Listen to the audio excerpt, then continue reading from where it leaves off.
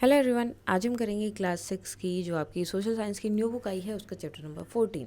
तो अभी तक इसमें जो है हमने 3 सेक्टर के बारे में पढ़ा था, जो आपके प्राइमरी सेक्टर है, secondary sector and territory sector, जिन्हें हम सर्विस सेक्टर भी बोलते हैं। अब हम पढ़ने वाले हैं इंटर डिपेंडेंस अमंग सेक्टर्स। अब ये जो तीनों सेक्टर हैं ये एक दूसरे पे कैसे डिपेंडेंट हैं।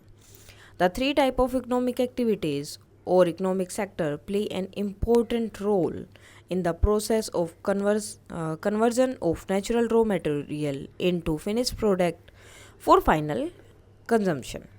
तो अब क्या होता है, ये तीनों जो आपके इकोनॉमिक सेक्टर है या इकोनॉमिक एक्टिविटी है, ये इम्पोर्टेंट रोल प्ले करते हैं किस चीज़ में, जो रॉ मटेरियल मिलता है उसके बाद में। रॉ मटेरियल तो आप सारी चीज़ें तो रॉ मटेरियल में नहीं ले सकते, कुछ चीज़ों को चेंज करना पड़ता है। देन चेंज करने के बाद जो फाइनल प्रोडक्ट बनता है उसको यूज़ किया जाता है। तो ये सारा प्रोसेस जो होता है इसके बारे में अभी बात करने वाले हैं। Let us go on an imaginary excursion to a village in Anand district of Gujarat to study an interesting example where we will understand how the three sectors are interconnected and support each other। तो आनंद में, जो गुजरात में एक district है आनंद, उसका एक गांव है, वहाँ पर जाने वाले हैं जिसमें इन तीनों सेक्टर के बारे में हमें पता चलेगा कि वो तीनों सेक्टर आपस में इंटरकनेक्टेड या डिपेंडेंट कैसे हैं एक दूसरे पर। Dairy, a place where milk is collected and stored. तो एक ऐसी जगह जहाँ पर दूध को लाया जाता है और स्टोर करके रखा जाता है। तो अब किसके बारे में बात करने वाले हैं? Dairy cooperative from farm to plate. Plates farm से लेकर, यानी कि जिनके पास वो हैं, जो भी मतलब कैटल्स होते हैं जो दूध निकालते हैं, उनका जिनके पास वो कैटल है, वहाँ से लेकर हम तक वो दूध कैसे पहुँच रहा है, वो चीज़ें। These days, farmers in Gujarat greet the day with the clinking of milk pails and the happy moans of their best friends, their cows or buffaloes। तो क्या करते हैं, उनका दिन कैसे शुरू होता है? दूध निकालने से शुरू होता है। काव has a special place in the lives of the farmer and their families. और काव जो एक इम्पोर्टेंट रोल प्ले करती हैं फार्मर की लाइफ में और उनकी जो फैमिली है उनकी लाइफ में भी। The farmers milk the cow and sell their milk to the dairy nearby. तो क्या करते हैं, गाय का दूध निकालते हैं, जो भी आसपास में डेयरी होती है उसमें वो उसे बेच कर आते हैं। At the end of the month they get paid for the milk based on it's quantity and quality. उसके अकॉर्डिंग उन्हें पैसे मिल जाते हैं। However this was not the case about 50 years ago. लेकिन पहले ये चीज़ नहीं थी, अब तो डायरेक्टली मिल रहा है लेकिन पहले ऐसा नहीं होता था। This is an amazing story of a milk corporation named Anand Anand milk union limited, जिसे बोला जाता है Amul. In the early 1940 farmer in Anand district would sell milk to the nearby neighbouring villages. वो आसपास के गाँव में जाकर अपना दूध बेचते थे। They would have to cycle or walk to nearby village to sell the milk under scorching heat. तो मतलब जितनी भी हीट हो, गर्मी हो, कुछ भी हो, लेकिन उन्हें जो है अपना दूध बेचने के लिए वहाँ जाना ही पड़ता था। As you know milk spoils और curdles very fast in hot weather. और जैसे कि पता है कि बहुत ज़्यादा अगर गर्म वेदर होता है तो दूध जल्दी ख़राब हो जाता है। The farmer had to sell the milk quickly before it could spoil. तो क्या करते थे, जो भी फार्मर होते थे उन्हें अपना दूध जल्दी बेचना होता था ताकि वो ख़राब ना हो जाए। This was a lot of effort for the small amount of money they could earn. और ये एक बहुत छोटा सा, मतलब छोटी सी अमाउंट के लिए उन्हें इतना ज़्यादा एफर्ट करना पड़ता था, इतनी ज़्यादा मेहनत करनी पड़ती थी। So they dependent on people called middle man. तो वो उन लोगों के ऊपर डिपेंडेंट थे जिन्हें मिडल मैन बोला जाता था। वो क्या करते थे, who would buy the milk in bulk at marriage price from the farmer and sell it in the market. वो जो है, इनसे जो फार्मर होते थे इनसे बहुत थोड़े थोड़े दाम में जो है ये मिल्क खरीद लेते थे और उसे मार्केट में बेचते थे। Many times the farmer felt cheated and harassed by the middle man. कई बार तो फार्मर को लगता था कि ये तो बहुत गलत हो रहा है, हमारे दूध का दाम तो ज़्यादा होना चाहिए, हमें पैसे ज़्यादा मिलने चाहिए। और वो उससे बोलते तो उनको मार पिटाई भी या उनको पीटा भी जाता था, बोला ही जाता था कि तुम्हें जितना मिल रहा है उतना लो। तो इस तरह से वो बहुत बार हैरेस भी हुए हैं और उनको हमेशा चीटेड फील हुआ कि हमारे साथ गलत हो रहा है।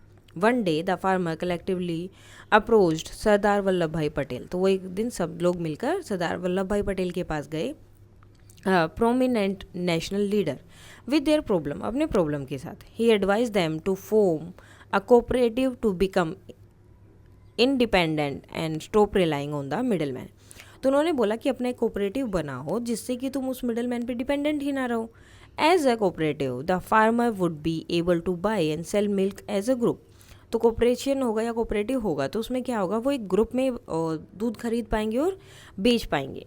Taking care of the entire operation of milk collection, processing and distribution themselves, the farmer took Sardar Patels advice. तो क्या हुआ यहाँ पर, उन्होंने क्या किया यहाँ पर, इससे क्या होगा, वो जो भी दूध लेकर आएंगे उसकी टेक केयर भी कर सकते हैं, उसको कलेक्ट भी कर सकते हैं और आपस में सब चीज़ें बांट भी सकते हैं जो भी उन्हें मिलेगा। उन्होंने फिर क्या किया, फार्मर ने, सरदार वल्लभ भाई पटेल ने जो ये इनको एडवाइस दी थी, उन्होंने उनकी एडवाइस मान ली। अब कोऑपरेटिव होता क्या है, a group of people who voluntarily come together to meet their economic and social need in a formal way. एक ऐसी चीज़ जिसमें लोग अपनी मर्जी से आते हैं ताकि उन सबका मतलब एक ग्रुप फॉर्म करते हैं। जैसे कंपनी होती है, कंपनी में क्या होता है, उनका कोई ना कोई मोटिव होता है, ठीक है। इसी तरह से ये लोग भी वॉलंटियरली आते हैं एंड देन एक ग्रुप बनाते हैं जिसमें वो अपनी इकोनॉमिक एंड सोशल, पैसे की और या सोशल जो भी नीड होती है उनको पूरा करने के लिए अलग अलग चीज़ें करते हैं, वो काम करते हैं। They own the cooperative and decisions are taken by the member collectively. और उसमें क्या करते हैं, जो भी मेंबर्स एक साथ मिलकर जो डिसीजन लेंगे उसके अकॉर्डिंग काम करते हैं। अब मिडल मैन क्या था, मिडल मैन होता है person who buy goods from producers and sell them to the consumer. अब प्रोड्यूसर क्या है, जैसे अब इन्हें तो पता था अब ये फार्मर हैं और इन तक ये दूध पहुंचाना है, तो एक बीच में आदमी आता है कि तुम मुझे दो, मैं तुम्हें पैसे दूंगा, और यहाँ जाकर वो उन्हें बेच देता। लेकिन अब उसने किया क्या, इनसे दूध तो ले रहा है लेकिन इनको पैसे कम देने लगा, ठीक है। एक ऐसा इंसान जो प्रोड्यूसर है उससे चीज़ लेता है और जो कंज्यूमर है उसको बेच देता है। The middle man charge a fees for this service. और साथ में जब ये वाला काम करता है तो इसके लिए अलग से पैसे भी चार्ज करता है कि मैं तुम्हारा दूध बाहर बेच कर आ रहा हूँ, या फिर जो कंज्यूमर से जो पैसे लेता है उनमें बोलता है कि मैं स्पेशली वहाँ से तुम्हारा दूध लेकर आ रहा हूँ, तो उसके वो एक्स्ट्रा पैसे भी चार्ज करता है। तो इस वजह से फार्मर को ज़्यादा वो चीटेड फील कर रहे थे कि हमारे साथ बहुत गलत हो रहा है। देन अब सरदार वल्लभ भाई पटेल की उन्होंने क्या किया, पूरी जो भी उन्होंने एडवाइस दी थी वो मानी। So Amul was set up in 1946 under the leadership of Tribhuvandas Patel. वो क्या थे, लॉयर भी थे और फ्रीडम फाइटर भी थे। एंड डॉक्टर वारगेशी कुरेन, वो क्या थे, इंजीनियर थे who was working at a dairy factory in Mumbai, जो मुंबई में काम कर रहे थे। तो ये त्रिभुवनदास पटेल हैं और ये Verghese Kurien. Now the This initiative brought farmers, including women, together and gave them control over the production and sale of the milk. तो इसकी वजह से जो फार्मर थे, यहाँ तक कि जो औरतें थी वो भी एक साथ आई और जो मतलब दूध वो निकालते थे या लाते थे, जो उनका प्रोड्यूसिंग होता था उन पे उनका ही एक तरह से कंट्रोल हो गया था। The milk producer collectively made their own decision on all matter such as production, pasteurisation. अब पेस्चराइजेशन क्या होता है, ये एक प्रोसेस होती है by which milk is preserve through heating to a specific temperature to kill harmful bacteria. तो इसमें क्या होता है, दूध को एक जो हीटिंग होता है मतलब गर्म किया जाता है, लेकिन एक स्पेशल टेम्परेचर पर जिससे सिर्फ उसके हार्मफुल जो बैक्टीरिया हैं वो मर जाते हैं। तो इस प्रोसेस को बोला जाता है पेस्चराइजेशन। तो अब क्या हुआ, यहाँ पर जो भी दूध आता था वो डिसीजन लिए जाते थे, सब लोग मिल के डिसीजन लेते थे, काम करते थे। And then sell of milk, और जो भी पेस्चराइजेशन करना है, प्रोडक्शन करना है या दूध को बेचना है तो सब वो उसके अकॉर्डिंग करते थे।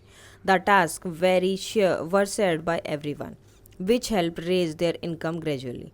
अब धीरे धीरे वो सबके पास जाने लगा तो उनकी जो है इनकम भी बढ़ने लगी। They did not need the middle man any more and become like a one big family.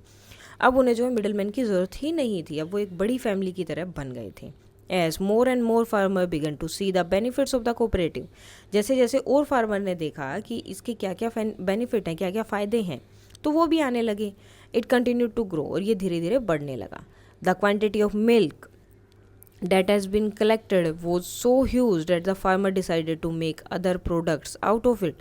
अब दूध इतना ज़्यादा आने लगा कि जो लोग थे वहाँ पर, जो फार्मर थे, जो मतलब वो जिन्होंने वो कोऑपरेटिव बनाई थी, उन्होंने सोचा कि हम मिल्क के दूसरे प्रोडक्ट भी तो बना के बेच सकते हैं, सिर्फ मिल्क बेचना ज़रूरी थोड़ी है।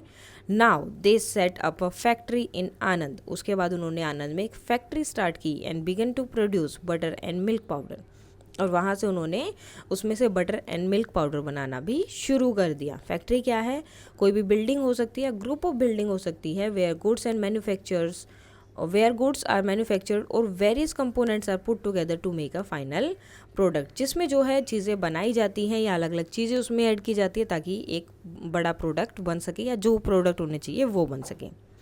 Today, the cooperative has a wide range of product made at many milk processing plants and factories are all over India. सो अब यहाँ पर क्या है, इसके बाद जो है अब जो है आज के टाइम पे अगर देखेंगे तो अमूल का दूध आपको हर जगह मिलता है। तो अब जो है इसकी रेंज जो है बहुत हो चुकी है और इसमें प्रोडक्ट भी दूध से बने बहुत ज़्यादा प्रोडक्ट इसके अंदर ऐड हो गए हैं और पूरे इंडिया में आपको ये देखने को मिलता है। Can you name a few, तो आप कोई नाम बता सकते हैं? तो आप जिसके भी, जैसे अमूल का है तो अमूल से कौन कौन से आपको मिलते हैं? आजकल छाछ भी मिलती है, मसाला छाछ भी है, लस्सी भी आ रही है इनकी, मैंगो लस्सी और अलग अलग टाइप के जो हैं पनीर वगैरह सब। The products are then transported and sold in both small and large retail shops all over country. उसके बाद में जैसे ही इनके प्रोडक्ट बन जाते हैं उनको जो है अलग अलग रिटेल शॉप पर या छोटी शॉप पर बेचा जाता है। In fact, they also export the product to several countries around the world. It is not amazing. तो ये बोल रहे हैं कि ये तक नहीं कि सिर्फ कंट्री में दे रहे हैं, बाहर, कंट्री के बाहर दूसरे देशों में भी इनकी चीज़ें भेजी जा रही है। तो क्या ये बहुत ही अमेजिंग नहीं है? पहले तो रिटेल देखते हैं क्या है।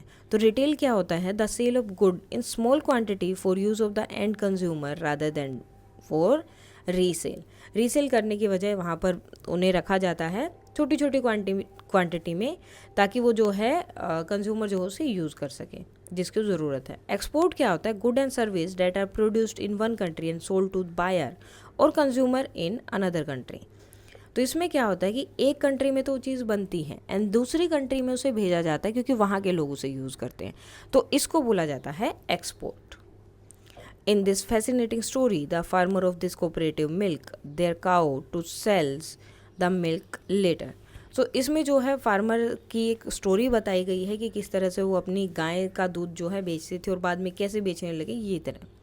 This kind of economic activity is called a primary sector. पहले ये क्या था? प्राइमरी सेक्टर, क्योंकि वो अपना दूध खुद ही बेच के आ रहे थे या फिर दूध उन्हें कहाँ से मिल रहा है? गाय से, नेचुरल प्रोडक्ट है, तो वो हो गया primary sector. Because the product is derived natural directly from a natural source से मिल रहा है, तो हो गया primary sector. Then milk is then processed and converted from one form into another. उसके बाद मिल्क को जो है अलग अलग फॉर्म में चेंज किया जाता है। कई बार वो मिल्क पाउडर बना देते हैं, घी बना रहे हैं, चीज़, बटर और बहुत सारी चीज़ें उनको बना रहे हैं। तो ये क्या बन गया आपका? सेकेंडरी सेक्टर, क्योंकि ये जो है जो रॉ मटेरियल है, जो रॉ प्रोडक्ट था उसको अलग अलग मटेरियल में अलग अलग प्रोडक्ट में चेंज कर रहे हैं, तो ये हो गया आपका second sector. What does Amul do with all this product it makes? वो इसके साथ करता क्या है? It sell them in various places, वो इसे अलग अलग जगह बेचता है। Amul use lorries and truck, वो लॉरी और ट्रक का यूज़ करता है इन्हें बेचने के लिए, as well as railway, air and shipping services, ये सब भी यूज़ करते हैं, रेलवे, एयर वगैरह सब जो है वो यूज़ करते हैं टू ट्रांसपोर्ट इट्स प्रोडक्ट, अपने प्रोडक्ट को एक जगह से दूसरी जगह भेजने के लिए। It has set up retail stores and supply milks and milk product to other shops in town, cities and villages all over Gujarat. अब इसने क्या, अपने रिटेल स्टोर बना के रखे हैं, यानी कि वो स्टोर में सेव कर देते हैं, अपनी चीज़ें रख देते हैं वहाँ रिटेल स्टोर में, और देन वहाँ उस स्टोर से उस सिटी में हर जगह पर जहाँ पे ज़रूरत होती है वहाँ पर वो चीज़ या सामान पहुँचा दी जाती है ऑल ओवर गुजरात, मतलब पूरे गुजरात में, as well as in different state across India. और यहाँ तक कि रिटेल स्टोर आपको कहाँ मिलेंगे? पूरे इंडिया में हर सिटी में आपको मिल जाएंगे। Air transportation, trading and retail, अब ये सारी चीज़ें क्या है? ट्रेड करना, ट्रांसपोर्टेशन करना एंड रिटेल करना, ये क्या है? टेरिटरी एक्टिविटीज़ है जिन्हें हम सर्विस सेक्टर भी बोलते हैं। Now, just like Amul, there are many other milk cooperative under brands such as Nandani from Karnataka, Mother Dairy from Delhi NCR, Aven from Tamil Nadu, Vijaya from Andhra Pradesh, KV from Nagaland, Sudha from Bihar, Verka from Punjab, etc. तो इस तरह के और भी बहुत सारे, जैसे अमूल है इस तरह से और भी बहुत सारी जो है कंपनियां हैं जो इस तरह से दूध और दूध से बने जो प्रोडक्ट होते हैं वो बनाते हैं। Can you name one cooperative around you that has helped group like farmer person with disabilities? तो क्या आपने कोई ऐसा अपने आसपास कोऑपरेटिव देखा जो हेल्प करता है इस तरह से, जो फार्मर होते हैं या फिर जो पर्सन विद डिसेबिलिटी है उनकी हेल्प करता है? तो ऐसा कोई है तो आपको बताना है, या फिर वुमेन टू कम टुगेदर, वो एक साथ आए हो and had both prosperity to their lives, और अपनी लाइफ में अच्छी बनाई हो उन्होंने इन सब चीज़ों को करके या कोई भी चीज़ करके। With the help of image below let's see how the books you study are made. तो अब यहाँ देखो नीचे आपको दिया हुआ सारी पिक्चर्स, इनमें देख के आपको बताना है कि आप जो ये बुक पढ़ रहे हैं ये बनी कैसे है। The image show the transformation of pulp wooden fibre of a tree into paper and after printing into text book. तो इसमें जो है आपका पूरा प्रोसेस दिखाया गया है कि कैसे इसके पल्प से आपकी टेक्स्ट बुक बनती है, सॉरी पेजेस बनते हैं, देन उसमें कैसे प्रिंट किया जाता है और लास्ट में कैसे आपकी बुक बनती है। ये पूरा का पूरा प्रोसेस इसमें दिखाया गया है एंड आपको जो है लिखना है इसके बारे में। नाउ नेक्स्ट है, now none of the activities that were part of the process from extracting pulp from the trees of making paper and finally producing the book would have been possible। इनमें से ये जो सारी चीज़ हुई ये कुछ भी नहीं हो पाता। क्यों नहीं हो पाता? had it not been for all three sector working together. अगर तीनों सेक्टर एक साथ काम नहीं करते तो, अगर ट्रांसपोर्ट वाले काम नहीं करते तो वहाँ से पेड़ आते ही नहीं, पेड़ नहीं आते तो पेपर नहीं बना सकते, पेपर नहीं बना सकते तो प्रिंटिंग नहीं होगी, यानी कि फैक्ट्री जो हमारी सेकंड सेक्टर है, सेकंड सेक्टर अगर काम नहीं करेगा तो हमें जो है बुक्स नहीं मिलेंगी, बुक्स नहीं मिलेंगी तो कुछ भी नहीं होगा। तो इसलिए तीनों सेक्टर आपस में डिपेंडेंट है। अगर एक भी बोल दे कि मैं काम नहीं करूँगा तो बाकी दोनों सेक्टर उसका कुछ नहीं कर सकते हैं। Now label the picture in the illustration shown in figure 14.1 on page 206 primary, secondary and tertiary sectors। so इसमें आपको बताना है कौन सा प्राइमरी सेक्टर है, कौन सा सेकेंडरी सेक्टर है एंड कौन सा जो है टेरिटरी सेक्टर है। सो फर्स्ट प्राइमरी एक्टिविटी कौन सी है जो हमें डायरेक्ट जो है नेचर से मिलेगा। तो नेचर से हमें क्या मिल रहा है? वुड मिल रहा है, तो ये हो गया प्राइमरी एक्टिविटी। ओके और यहाँ पर ये इसको यहाँ से यहाँ इकट्ठा कर रहा है, देन इसको यहाँ डाल रहे हैं, तो ये सब क्या हो रहा है? ये तो सारा टेरिटरी एक्टिविटीज़ का है, तो ये भी क्या होगा? Territory activities. देन इसको ट्रांसपोर्ट किया गया, ट्रांसपोर्ट का मतलब भी टेरिटरी एक्टिविटीज़ हैं आपकी। देन इसको मशीन से यहाँ पर पेपर बनाया जा रहा है, ठीक है, मशीन से पेपर बन रहा है यहाँ पर, तो ये हो गया आपका सेकेंडरी एक्टिविटी। क्योंकि अब इसका पेपर बन रहा है तो सेकेंडरी एक्टिविटी तो वो क्या करती है? सेकेंडरी एक्टिविटी आपका हमेशा जो है मतलब चीज़ों को जो रॉ मटेरियल मिलता है उसको चेंज कर देते हैं ना। उसके बाद यहाँ पर क्या हो रहा है? इसको फिर से ट्रांसपोर्ट किया जा रहा है, कहाँ से? दूसरी जगह पर, ठीक है। तो ये भी आपका क्या हो गया? Territory activity. देन यहाँ से मशीन पे फिर से इसमें प्रिंटिंग की जा रही है, यानी कि इसको फिर से क्या किया जा रहा है? बुक में चेंज किया जा रहा है, तो सेकेंडरी एक्टिविटी है। एंड लास्ट में शॉप्स पे बेचा जा रहा है, तो ये आपकी हो गई टेरिटरी एक्टिविटीज़। सो इस तरह से आप जो है इनको आइडेंटिफाई करके यहाँ पर लिख सकते हैं। These days used paper is recycled to made new papers, make new papers। आजकल जो पुराने पेपर्स होते हैं उनका यूज़ करके नए पेपर बनाए जाते हैं।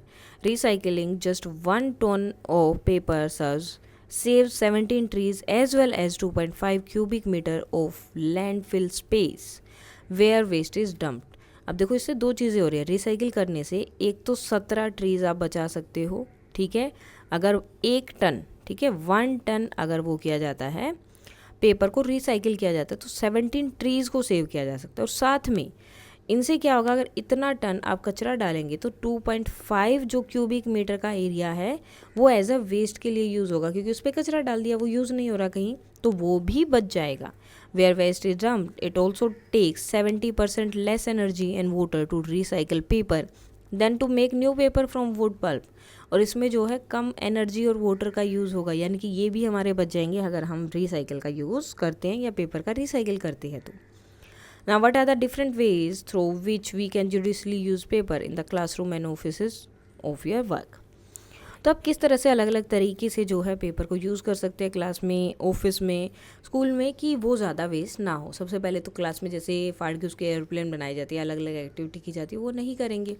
देन जितना हो उसके पेपर का यूज़ करना, जितना हो उसके उसमें लिखना, एक्स्ट्रा पेपर नहीं छोड़ना है। नाउ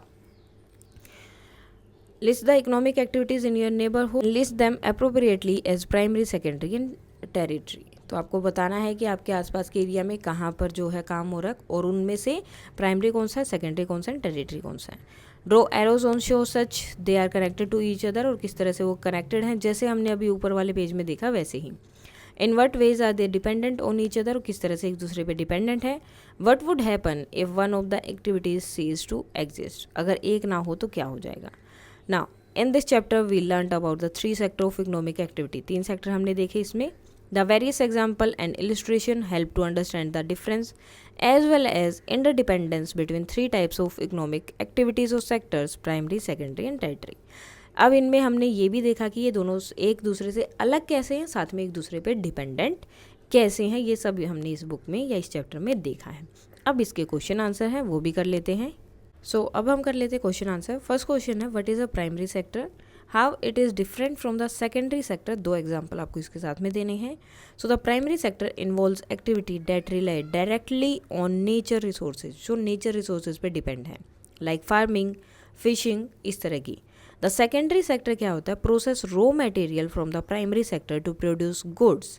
अब इसमें क्या होता है, सेकेंडरी सेक्टर क्या करता है, जो आपको प्राइमरी सेक्टर से चीज़ें मिली हैं उससे कुछ अलग अलग चीज़ें बनाता है, such as manufacturing and construction, जैसे कि कंस्ट्रक्शन करना या कोई और चीज़ बनाना. अभी हमने जो पढ़ा था, अमूल का दूध लेके मतलब दूध लेते हैं, दूध से जो है उससे क्या बनाते हैं, कई बार मिल्क पाउडर बना रहे हैं, उससे घी बना रहे हैं, बटर बना है, अलग अलग चीज़ें बना रहे हैं, तो वो हो गया सेकेंडरी सेक्टर. एग्जाम्पल में क्या आ सकते हैं, एग्रीकल्चर और माइनिंग. सेकेंडरी सेक्टर में क्या आएंगे, टेक्सटाइल जो प्रोड्यूसिंग होता है या automobile manufacturing. How does the secondary sector depend on the territory sector. अब ये जो है सेकेंडरी सेक्टर इसके ऊपर डिपेंडेंट क्यों है. The secondary sector depends on the territory sector for service like transportation के लिए, बैंकिंग के लिए, मार्केटिंग के लिए और अपने प्रोडक्ट बेचने के लिए और मैनेज करने के लिए ऑपरेशंस को. इन सारी चीज़ों को उन्हें क्या चाहिए, टेरिटरी सेक्टर चाहिए, बिकॉज ये सारे काम टेरिटरी सेक्टर करता है. सेकेंडरी सेक्टर का काम सिर्फ इतना है कि वो प्राइमरी सेक्टर से चीज़ें लेकर उसका प्रोडक्शन करता है, अलग अलग चीज़ें उससे बनाता है. अब फैक्ट्री सेकेंडरी सेक्टर है, ट्रांसपोर्टेशन यूज़ करती है, वो क्या हो गया, टेरिटरी सेक्टर हो गया, जो शिप प्रोडक्ट है. सेम इसी तरह से मैन्युफैक्चर कंपनी जो है रिलाइज करती है बैंकिंग सर्विसेज पे. बैंकिंग सर्विस क्या है, टेरिटरी सेक्टर है, फाइनेंशियली ट्रांजैक्शन के लिए. नेक्स्ट आपको कोई एग्जांपल देना है इंटर डिपेंडेंस का between primary sector, secondary and territory sector का. इसको एक फ्लो चार्ट पे भी शो करना है. एग्जांपल के लिए हमने ले लिया कि डेयरी फार्म में जो अभी हमने पढ़ा वो प्राइमरी सेक्टर है. मिल्क उसमें से बनाते हैं और उससे अलग अलग चीज़ें बनाते हैं, सेकेंडरी सेक्टर हो गया. Where it is produced into butter which is then transported, जब उसको भेजा जाता है दूसरी जगह पर, रिटेल में स्टोर में बेचा जाता है, तो वो हो गया आपका टेरिटरी सेक्टर. आपका डायग्राम क्या हो जाएगा, डायरी हो गया, प्राइमरी सेक्टर है. देन डायरी से ये कहाँ गया, मिल्क प्रोसेसिंग फैक्ट्री में गया, जो आपकी सेकेंडरी सेक्टर है. और सेकेंडरी सेक्टर से ये कहाँ गया, आपका रिटेल स्टोर पे चला गया. ठीक है, तो ये आपका क्या हो गया, जो डायग्राम इन्होंने बोला था वो हो गया है. नेक्स्ट कुछ एक्स्ट्रा क्वेश्चन आंसर है. Question number 1, what is cooperative. Cooperative क्या है, a cooperative is a group of people who come together voluntarily to meet their economic and social need, making decision collectively. तो लोग होते हैं जो अपनी मतलब जो इकोनॉमिक उनको प्रॉब्लम होती है, सोशल कुछ अगर नीड है तो उनके लिए वो एक साथ आते हैं, एक साथ काम करते हैं और कलेक्टिवली डिसीजन लेते हैं ताकि उनकी इकोनॉमिक एंड जो सोशल नीड्स हैं वो पूरी हो सके. What are middle man. Middle man क्या है, मिडल मैन आर इंडिविजुअल, वो इंडिविजुअल हैं, अकेले अकेले लोग होते हैं. Who buy goods from producer, जो प्रोड्यूसर से गुड लेते हैं मतलब चीज़ें लेते हैं, and sell them to the consumer, consumer को बेच देते हैं. लेकिन often charging a fees for their service, वो अपनी सर्विस के लिए फीस भी चार्ज करते हैं. What is secondary sector. Secondary sector क्या है, the secondary sector involve processing raw material into finished product. Secondary sector क्या होता है, जो रॉ मटेरियल है उसको चेंज करता है फिनिश प्रोडक्ट में, यानी कि जो प्रोडक्ट आपको चाहिए वो बनाता है रॉ मटेरियल से. जैसे कि मैन्युफैक्चर करना बटर फ्रॉम मिल्क, मिल्क से बटर बनाना. नेक्स्ट है name 2 product made from milk in the secondary sector. कोई भी 2 प्रोडक्ट के नाम बताने जो दूध से बनते हैं, जैसे कि बटर, चीज़, आप वो दूसरे भी लिख सकते हो, बटर मिल्क वगैरह वो सब भी लिख सकते हो, वो क्या आते हैं secondary sector. What is retail. Retail क्या है, retail refer to the sale of product in small quantity for use by the end consumer rather than for resale. तो रिटेल में क्या होता है, जो सामान होता है उसको सेल में बेचा जाता है, यानी कि उसको बेचा जाता है छोटी छोटी क्वांटिटी में, ठीक है, to use by the end consumer rather than resale. Resale यानी कि दोबारा बेचने के बजाय जो एंड कंज्यूमर होते हैं, जो लास्ट में जो कंज्यूमर आते हैं वो उन्हें यूज़ कर लेते हैं, तो उनके लिए. नेक्स्ट है what does recycling paper help the environment, sorry how does, किस तरह से हेल्प करता है रिसाइकिल करना एनवायरनमेंट को। सो रिसाइकलिंग पेपर, जब आप पेपर को रिसाइकिल करते हैं तो आपकी जो है ट्रीज सेव होते हैं, लैंडफिल वेस्ट वो रिड्यूस हो जाता है, कम हो जाता है, क्योंकि वेस्ट की अब अगर कोई कचरा हो रहा है तो उसको डालने के लिए जगह भी तो चाहिए। तो जगह आपको कहाँ मिलेगी, जगह अगर आप ले लेंगे तो स्पेस कवर होगा, लेकिन अगर आप पेपर को जो है रिसाइकिल कर देंगे तो जगह बच गई, तो रिड्यूस हो गई। साथ में uses 70% less energy and water, और इसमें जो है 70% लेस एनर्जी और पानी यूज़ होता है देन मेकिंग न्यू पेपर। जब आप न्यू पेपर वुड पल्प से नया पेपर बनाते हो, उससे कम एनर्जी और वाटर इसमें लगता है, तो इसलिए वो भी सेव हो जाएगा। व्हाट इज़ पेस्चराइजेशन, अब पेस्चराइजेशन क्या है। पेस्चराइजेशन इज़ अ प्रोसेस, एक प्रोसेस है बाय विच, जिसमें विच मिल्क इज़ प्रिजर्व, जिसमें मिल्क जो है बनाया जाता है, प्रिजर्व किया जाता है थ्रू हीटिंग। मतलब प्रिजर्व का मतलब एक तरह से रखना, उसको ज़्यादा टाइम के लंबे समय के लिए उसको ख़राब होने से बचाना। थ्रू हीटिंग, किससे, हीट करके to a specific temperature to kill harmful bacteria. एक स्पेसिफिक टेम्परेचर होता है कि इतने ही टेम्परेचर पे इसे गर्म करना है ताकि इसके जो हार्मफुल बैक्टीरिया हैं वो मर जाएं। तो इस पूरे प्रोसेस को क्या बोला जाता है, पेस्चराइजेशन। सो इसके साथ आपकी ये बुक हो जाती है कंप्लीट, ये चैप्टर भी हो गया है कंप्लीट। कोई भी डाउट है तो आप बता सकते हैं। That's all for today and please like share and subscribe. Thank you.